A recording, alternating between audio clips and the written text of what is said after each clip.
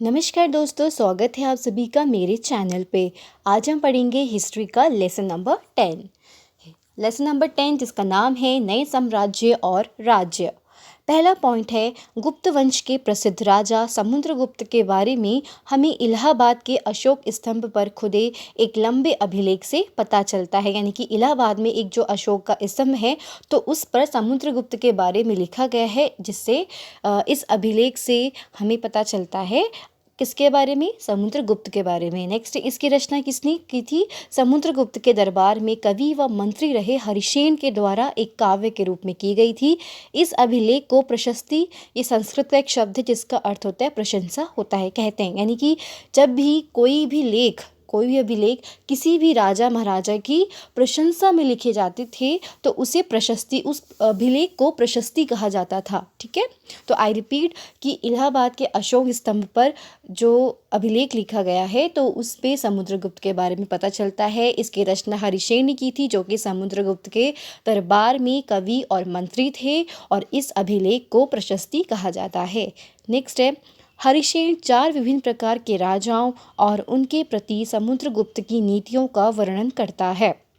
ठीक है, तो पहला है कि कन्नौज, प्रयाग, पाटलिपुत्र, नालंदा, ये क्षेत्र आर्यावर्त के उन 9 शासकों का है जिन्हें समुद्रगुप्त ने हराकर उनके राज्यों को अपने साम्राज्य में मिला लिया था। तो ये देखिए, जो इसमें हरा रंग लिखा है इसका मतलब ये कि हरे रंग से दिखाया गया है। जो ये हरा रंग से जो ये पार्ट है, तो इस पार्ट को ग्रीन कलर का देख रहे हो ना, तो ये वो क्षेत्र है जो आर्यावर्त के अंतर्गत थे, और समुद्रगुप्त ने क्या किया था, उन्हें हरा करके इन राज्यों को अपने साम्राज्य में मिला लिया था। नेक्स्ट है, दक्षिणापथ के 12 शासकों ने हार जाने पर समुद्रगुप्त के सामने समर्पण किया था। समुद्रगुप्त ने उन्हें फिर से शासन करने की अनुमति दे दी। तो इसे लाल बिंदु से दिखाया गया है, तो जो ये लाल बिंदु से आपको दिख रहे हैं तो ये वो क्षेत्र हैं। ठीक है, नेक्स्ट है, असम, तटीय बंगाल, नेपाल और उत्तर पश्चिम के कई गण या संघ समुद्रगुप्त के लिए उपहार लाते थे, उनकी आज्ञाओं का पालन करते थे तथा उनके दरबार में उपस्थित हुआ करते थे। तो जो ये क्षेत्र हैं ये बैंगनी रंग से दिखाया गया है। जो देखो, ये बैंगनी रंग से जितना ये एरिया है ये वो क्षेत्र है। ठीक है, तो यहाँ पे देखिए, जो यहाँ पे लिखा है ना मैंने, हरे रंग, लाल बिंदु, बैंगनी से इस मैप में उन क्षेत्रों को प्रदर्शित किया गया है। ठीक है, नेक्स्ट है, कुषाण तथा शक वंश तथा श्रीलंका के शासक, इन्होंने समुद्रगुप्त की अधीनता स्वीकार की और अपनी पुत्रियों का विवाह उससे किया था। तो इसे नीले रंग से प्रदर्शित किया गया है। जो ये नीला रंग के पूरा दिखा रखा है ये वो क्षेत्र है। नेक्स्ट है, विक्रम संवत की बात करते हैं अब, कि 58 ईसा पूर्व में प्रारंभ होने वाले विक्रम संवत को परंपरागत रूप से गुप्त राजा चंद्रगुप्त द्वितीय के नाम से जोड़ा जाता है, और ऐसा कहा जाता है कि उन्होंने शकों पर विजय के प्रतीक के रूप में इस संवत की स्थापना की तथा विक्रमादित्य की उपाधि धारण की थी। नेक्स्ट पॉइंट है, समुद्रगुप्त की माँ कुमार देवी लिच्छवी गण की थी और पिता चंद्रगुप्त गुप्त वंश के पहले शासक थे, जिन्होंने महाराज अधिराज जैसी बड़ी उपाधि धारण की। समुद्रगुप्त ने भी यह उपाधि धारण की।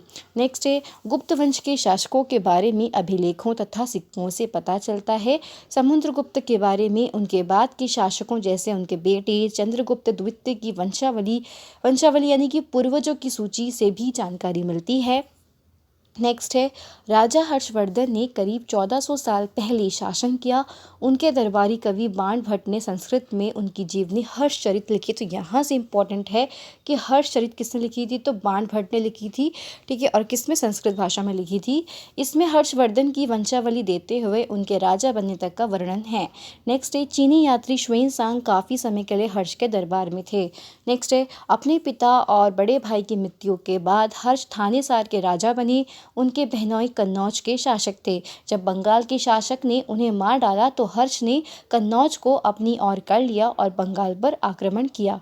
नेक्स्ट है, इस काल में पल्लव और चालुक्य दक्षिण भारत के सबसे महत्वपूर्ण राजवंश थे। नेक्स्ट है, पल्लवों का राजा कांचीपुरम के आसपास क्षेत्रों से कावेरी नदी के डेल्टा तक फैला था। चालुक्यों का राज्य कृष्णा और तुंगभद्रा नदियों के बीच स्थित था। इनकी राजधानी ऐहोल थी। यह प्रमुख व्यापारिक केंद्र था, बाद में धार्मिक केंद्र भी बन गया। पुलकेशिन द्वितीय सबसे प्रसिद्ध चालुक्य राजा थे। इनके बारे में उनके दरबारी कवि रवि कीर्ति द्वारा रचित प्रशस्ति से पता चलता है। इन्हें अपने चाचा से यह राज्य मिला था। नेक्स्ट है, पल्लवों और चालुक्यों को अंततः राष्ट्रकूट तथा चोल वंशों ने समाप्त कर दिया। राजाओं ने आर्थिक, सामाजिक, राजनीतिक या सैन्य शक्ति रखने वाले लोगों का समर्थन जुटाने के लिए कई कदम उठाए। जैसे कुछ महत्वपूर्ण प्रशासकीय पद आनुवंशिक हो गए, जैसे कवि हरिसेन अपने पिता की तरह महादंडनायक मतलब होता है मुख्य न्याय अधिकारी। नेक्स्ट है, कभी कभी एक ही व्यक्ति कई पदों पर कार्य करता था। जैसे हरिसेन महादंड नायक होने के साथ साथ कुमारमात्य यानी कि महत्वपूर्ण मंत्री, एक संधि विग्रही भी थे, यानी कि युद्ध और शांति के विषयों का भी मंत्री था। कौन? हरिसेन। नेक्स्ट है, संभवतः वहाँ के स्थानीय प्रशासन में प्रमुख व्यक्तियों का बहुत बोलबाला था, जैसे नगर श्रेणी यानी शहर का व्यापारी, व्यापारियों के काफिले का नेता, मुख्य शिल्पकार तथा लिपिकों के प्रधान जैसे लोग होते हैं। नेक्स्ट आता है हमारा, ये सामंत किसे कहते हैं? सेना नायक जो आवश्यकता पड़ने पर राजा को सैनिक सहायता दिया करते थे। इन्हें कोई नियमित वेतन नहीं दिया जाता था, बदले में इनमें से कुछ को भूमि दान दिया जाता था। दी गई भूमि से ये कर वसूलते थे, जिससे वे सेना तथा घोड़ों की देखभाल करते थे। साथ ही वे इससे युद्ध के लिए हथियार जुटाते थे। इस तरह के व्यक्ति सामंत कहलाते थे। नेक्स्ट है, पल्लवों के अभिलेखों में कई स्थानीय सभाओं की चर्चा की गई है। इनमें से एक ब्राह्मण भूस्वामियों का संगठन, जिसे सभा कहते थे, ये उप समितियों के जरिए सभाओं में मंदिरों की देखभाल, सिंचाई, खेती बाड़ी से जुड़े काम, सड़क निर्माण आदि का काम करती थीं। नेक्स्ट है, जिन इलाकों के भूस्वामी ब्राह्मण नहीं थे वहाँ पर उर नामक ग्राम सभा के होने की बात कही गई। नेक्स्ट है, नगरम व्यापारियों के एक संगठन का नाम था। इसमें धनी तथा शक्तिशाली भूस्वामियों और व्यापारियों का नियंत्रण था। कालिदास जी का एक सबसे प्रसिद्ध नाटक अभिज्ञान शाकुंतलम दुष्यंत नामक राजा और शकुंतला नाम की युवती की एक प्रेम कहानी है। इसमें गरीब मछुआरे के साथ राज कर्मचारियों के दुर्व्यवहार की बात कही गई है।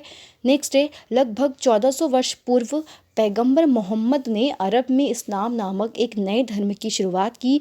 अरब के सिपाहियों ने करीब 1300 साल पहले सिंध, जो कि आज के पाकिस्तान में है, उसको जीत लिया था। तो तिथियां क्या है कि गुप्त वंश की शुरुआत कब हुई थी? 1700 साल पहले, और हर्षवर्धन का शासन था 1400 साल पहले।